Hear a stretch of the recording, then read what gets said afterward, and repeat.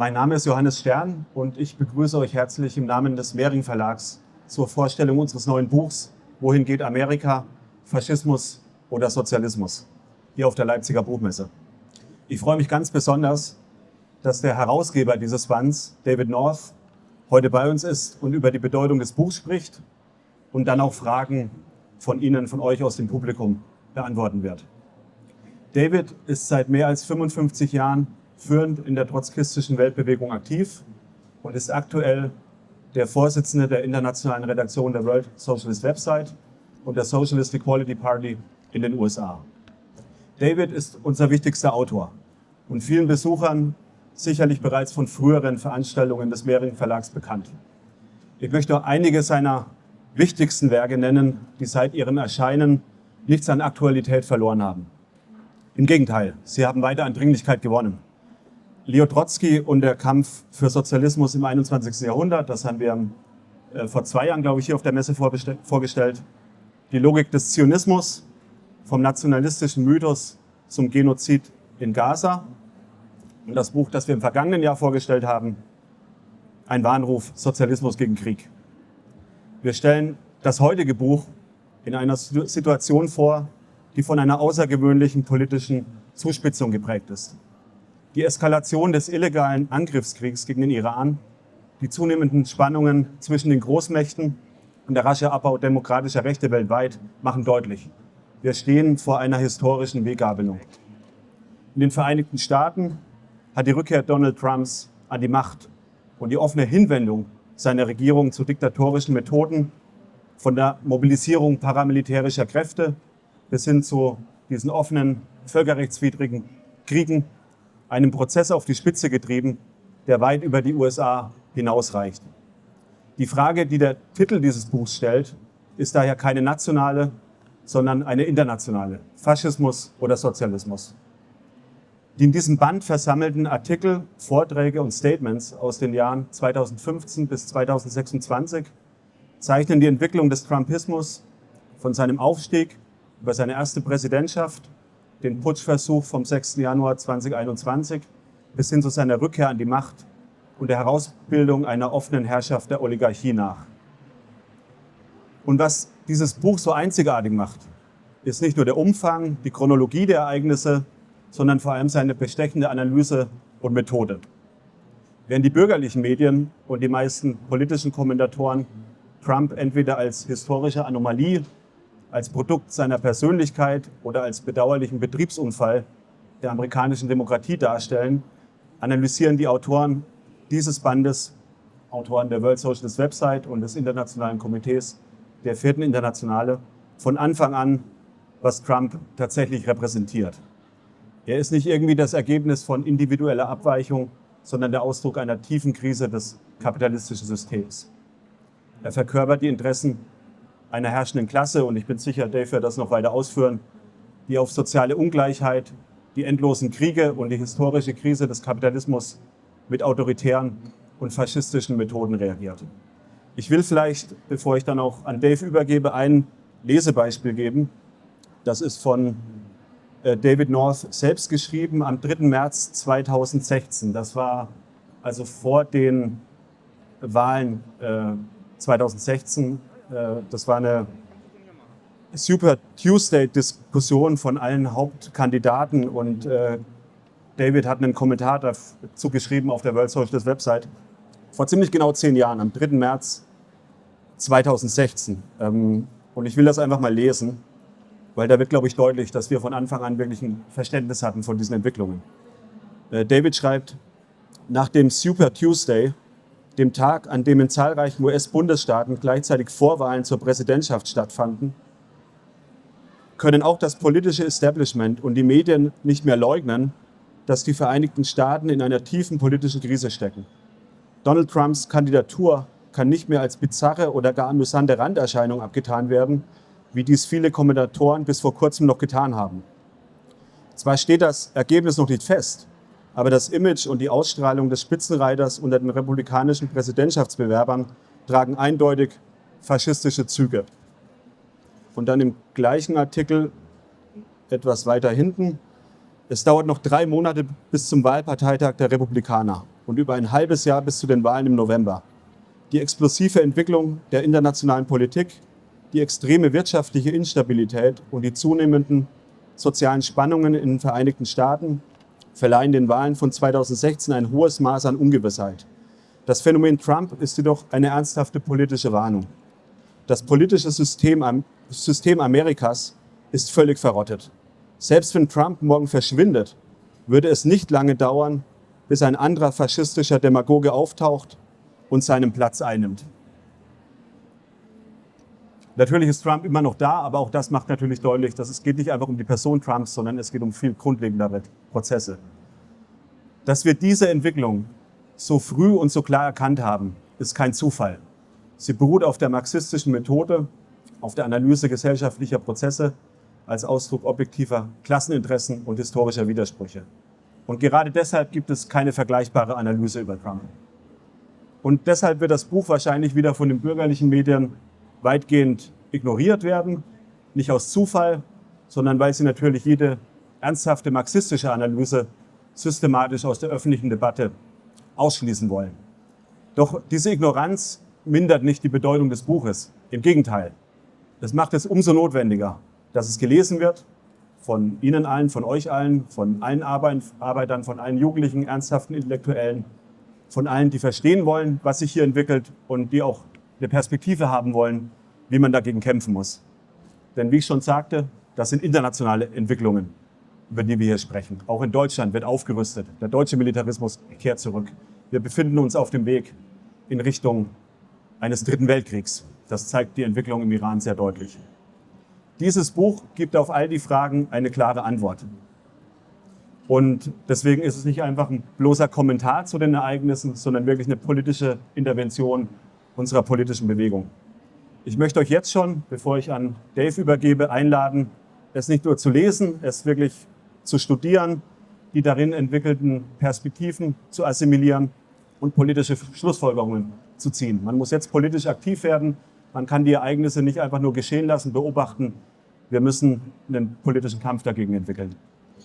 Damit gebe ich das Wort an dich, Dave. David sagte zu mir, er will vielleicht auf Englisch einiges sagen zum Buch. Er will sich mal recht präzise ausdrücken.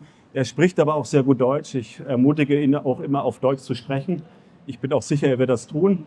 Und wenn dann Fragen aus dem Publikum kommen auf Deutsch, dann wird Dave auch in der Lage sein, auf Deutsch zu antworten. Vielen Dank. Ja. Es wird eine Mischung von Deutsch und Englisch, aber ich möchte mich präzise ausdrücken. Und manchmal Wörter fehlen nicht und ich schäme mich immer, dass die und das geht noch nicht. Ich probiere erstmal auf Deutsch.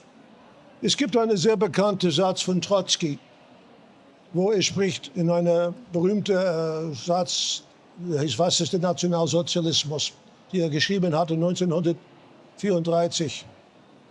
Und er sagte damals, oder schrieb damals, nicht jeder Kleinbürger könnte ein Hitler sein, aber in jeder Kleinbürger gibt es einen Teil von Hitler.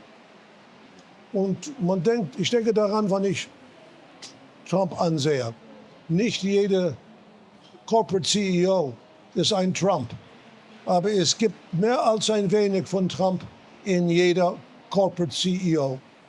Und das ist wichtig zu verstehen, weil jeder muss sich fragen, wie ist das nur möglich in der Hauptland von the free world, der Hauptland von Demokratie, so ein Hochstapler, Kriminell, Mafiamann, Schwein an der Macht ist. Wissen Sie was, seit Jahren hat man hier in Deutschland Diskussionen, wie war Hitler möglich? Und ich komme aus einer Familie, die aus Deutschland geflohen war. Und das war immer ein Thema. Aber viele Apologeten von dieser Zeit haben gesagt, ja, das war ein Betriebsunfall, das könnte niemals wieder passieren. Jetzt sieht man natürlich, wie das passiert. Die Frage von Trump ist nicht eine persönliche Frage. Was er repräsentiert, ist eine tiefe Krankheit, amerikanische Gesellschaft, der kapitalistischen Gesellschaft. Warum ist es möglich, dass Trump an der Macht ist? Weil um ihre Politik durchzuführen, der amerikanische Imperialismus, müssen sie jetzt die Methoden von Kriminalität benutzen, von Faschismus benutzen. Und das sieht man ganz deutlich jetzt in der Krieg in Iran.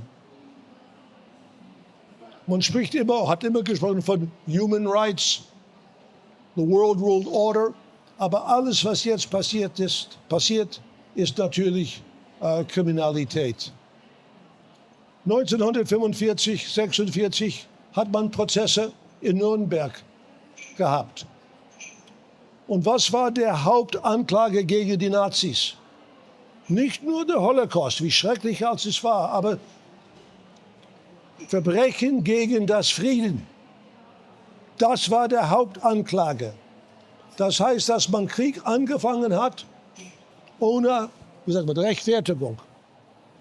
Und das sieht man ganz genau jetzt in der Krieg gegen Iran. Dieselben Methoden, dieselben Verbrechen, das sieht man jetzt heute. Dieses Buch ist wichtig, was bedeutsam an diesem Buch ist, dass es erklärt diese Situation nicht von Trump selbst, aber als ein Ergebnis die Gegensätze amerikanischer Kapitalismus und Weltkapitalismus. Ich will Zeit lassen, dass wir Fragen nehmen können, aber ich muss betonen, dass die Situation sehr gefährlich ist. Aber ich möchte auch sagen, und das ist wichtig, natürlich wie jedes Land, Amerika ist ein Land von unglaublichen tiefen Gegensätzen. Aber es ist auch ein Land, die entstammt aus zwei großen demokratischen Revolutionen. Und diese Revolutionen leben noch in dem Bewusstsein der amerikanischen Gesellschaft. Vor 250 Jahren hat die amerikanische Revolution angefangen. Und Thomas Jefferson hat die berühmten Worte geschrieben. Und ich werde das auf Englisch sagen. Ich glaube, dass Sie werden es schon verstehen. Erst hat er gesagt, es fängt an, when in the course of human events a government becomes unjust and does not represent the views of the people, it is the right of the people to put an end to that government and to change it. He declared America is founded on the principle that there exists a right of revolution.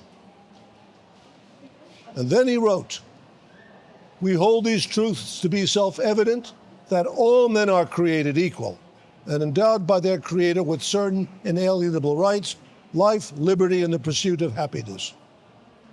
These principles still live in the consciousness of the American people. And in fact, they live in the consciousness of all of humanity.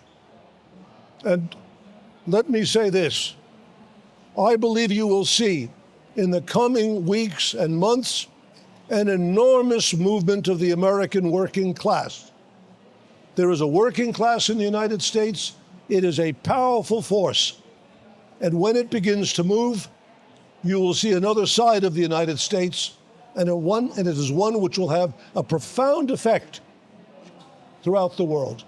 Thank you, Carmen. Ich werde gern jetzt Fragen nehmen. Ja, danke, David. Vielen Dank.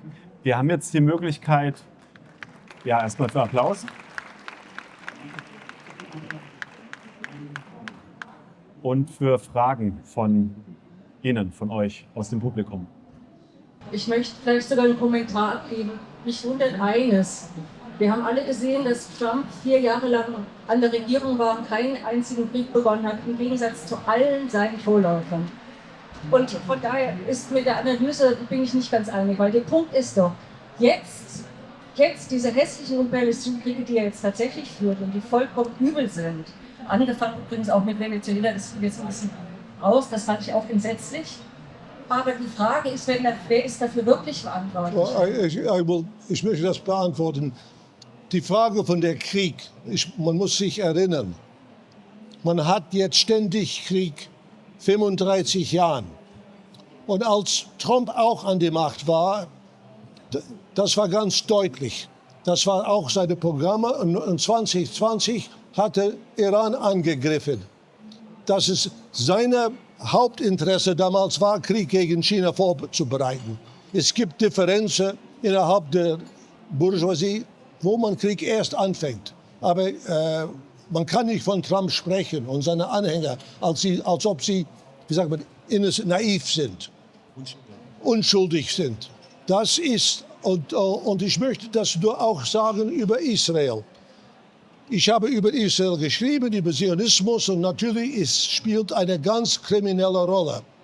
Aber man muss ganz deutlich die Beziehung zwischen Israel und Amerika. Es ist eine Beziehung, wie sagt man, Hund und Tail. Hund und Schwanz. Hund und Schwanz. Israel macht nicht die Politik von Amerika. Amerika benutzt Israel für ihre eigenen Mittel. Und das ist ganz deutlich zu sehen. Jeder vergisst, wenn man jetzt von Iran spricht, die Frage von Iran und der Persische Golf spielt eine zentrale Rolle in den geopolitischen Ambitionen der Vereinigten Staaten für 80 Jahre. Die erste große Konferenz während des Zweiten Weltkriegs war in Teheran zwischen Roosevelt, Stalin und Churchill. Und damals hat Roosevelt ganz deutlich gesehen, dass das ist ein wichtiger Teil der Welt und das muss Amerika in der Hand haben. 1953 hat Amerika diese Coup angerichtet gegen Mossadegh. Und in 1900, und der Schah war für Amerika, was man damals genannt hat, der Gendarm von Persischer Golf. Und der iranische Revolution von 1978, 79 war eine der größten Niederlagen der amerikanischen Imperialismus. Und es wurde nach der Revolution, dass Israel dann so eine große Rolle gespielt hat. Es war ein Ersatz, Substitution? Ersatz für Iran. Das ist nicht, ich verteidige nicht Israel, das ist eine total kriminelle Regierung. Aber wenn man denkt, dass Israel die Politik von Amerika macht, das ist falsch und es führt zu einer verwirrten politischen Position. Es gibt keinen guten amerikanischen Imperialismus. Trotzki hat gesagt, und das ist auch sehr wichtig, er hat von Deutschland gesprochen, er hat gesagt, Deutschland will Europa organisieren. Amerika will die ganze Welt organisieren. Und das ist die Situation heute. Und deswegen braucht man wirklich eine neue, weltweite Antikriegsbewegung basiert auf die Arbeiterklasse. Und ich sage, ich bin hier in Deutschland, die deutsche Arbeiterklasse muss ihre alten Traditionen wieder beleben.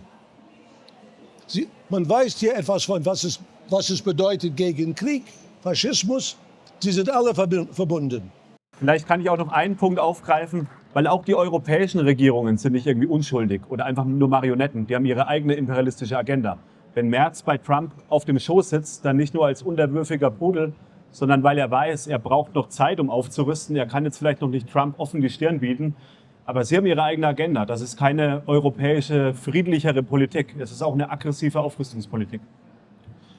Es gibt die United Nations, die Vereinten Nationen, die nach dem Zweiten Weltkrieg gegründet wurden, damit es keine so schlimmen Kriege mehr gibt auf der Welt. Das ist ja gründlich gescheitert. Auch die Genfer Konvention wird nirgends eingehalten. Und meine Frage an Sie ist, denken Sie, das hat noch eine Chance oder wann ist es gekippt? Absolut nicht. Es gibt die United Nations und alle diese bürgerlichen Institutions sind ein Mittel für weltbürgerliche Herrschaft. Und man sieht das ganz deutlich. Es gibt kein International Law, um die unentwickelte oder unterdrückte Länder zu verteidigen. Dann gibt es überhaupt nicht. Und es ist interessant. Let me just say this in English, and I want to be clear, and we're running out of time. The Security Council met, and it condemned Iran which is the subject of an illegal attack. And it has denounced Iran for defending itself. And it must be noted that both Russia and China abstained on that vote. So there is going to be no defense of Iran, no defense of the former colonial world through the institutions of imperialism. And let me just conclude with this point, and I've said it before. What is the real purpose of this war and all the wars which are being waged? I said it is to abolish the 20th century. It is to put an end to all the gains made by the working class, all the gains of the anti-imperialist struggle of the last century. Look what's happening in Cuba. Look what happened in Venezuela. Systematically, the attempt is being made to recreate the world as it was before the emergence of a mass working class movement, before the emergence of the Soviet Union and the Russian Revolution, and all that it gave rise to. And what is happening in Iran and what is happening in Cuba follow the logic of these events. It will happen in the advanced capitalist countries. Marco Rubio spoke in Munich last month at the Sicherheitskonferenz, and he said that everything that happened since 1945 was a disaster.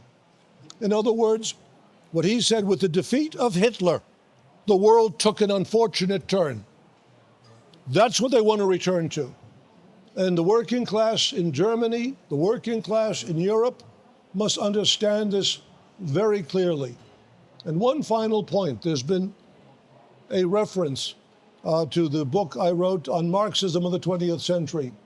We live in a world that Trotsky, Lenin, and Luxemburg would understand very well. If they were here today, wenn sie hier waren und würden uns nur fragen, was ist hier los? Ich glaube, in 10 Minuten werden sie die ganze Situation sehr gut verstehen. Und dieser Kampf ist jetzt vor uns wieder. Aber diesmal müssen wir es gewinnen. Es ist wirklich, wie Rosa Luxemburg sagt, Sozialismus oder Barbarie. Wie kann man das anders erklären als das? Das ist die Frage heute. Es wird jetzt so ein globaler Weltkrieg mit Atomwaffen. Diese Bande ist alles möglich. Das ist die Gefahr. So I hope that you'll read the book, and above all, that you'll become active and join the Sozialistische Gleichheitspartei and help us build this movement throughout Germany, Europe and the world. Ja, danke David. Ich glaube, das war ein sehr starkes Schlusswort und sehr eindringlich. Vielen Dank.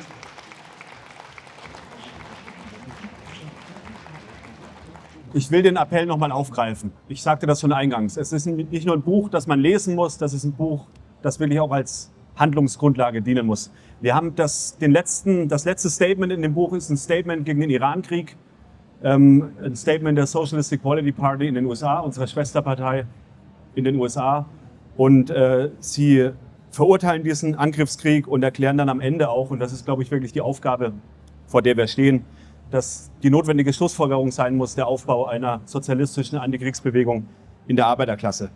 Und ich will das, glaube ich, passend mit einem Zitat enden aus diesem Statement. Die Arbeiter haben nichts zu gewinnen und alles zu verlieren in einem Krieg, der Menschenleben kosten, Ressourcen erschöpfen, die Inflation anheizen und den Kurs auf Diktatur beschleunigen wird. Der Kampf gegen Krieg ist untrennbar mit dem Kampf gegen das kapitalistische System verbunden, das ihn hervorbringt. Der Imperialismus ist keine frei gewählte Politik, sondern ergibt sich unvermeidlich aus dem Widerspruch zwischen einer global integrierten Wirtschaft und ihrer Aufteilung in rivalisierende Nationalstaaten. Die herrschende Klasse in jedem Land, in jedem dieser Länder, verfolgt ihre eigenen Interessen, die sie durch die Ausbeutung der Arbeiterklasse im Innern und die Plünderung von Rohstoffen und Märkten im Ausland durchsetzt. Der Kampf für die Beendigung dieses Kriegs entspricht dem Kampf zum Sturz des Profitsystems selbst. Die überholte Aufteilung der Welt in rivalisierende Nationalstaaten muss beendet und durch eine sozialistische Weltföderation ersetzt werden, in der die globalen Produktivkräfte zum Wohle der ganzen Menschheit genutzt werden. Das ist die alte Perspektive des Sozialismus und die zeitgemäße Perspektive des Sozialismus. Und David wird jetzt hier noch sein, das Buch signieren. Wir können noch weitere Fragen auch am Büchertisch. Wir haben hier draußen den Signiertisch und dann unseren Messestand hier in der gleichen Halle beantworten und freuen uns auch, die Diskussion auf den nächsten Treffen online auf unseren Parteiveranstaltungen weiterführen zu können. Aber wir müssen jetzt handeln. Vielen, vielen Dank und ich freue mich auf den weiteren Austausch. Vielen Dank an Dave.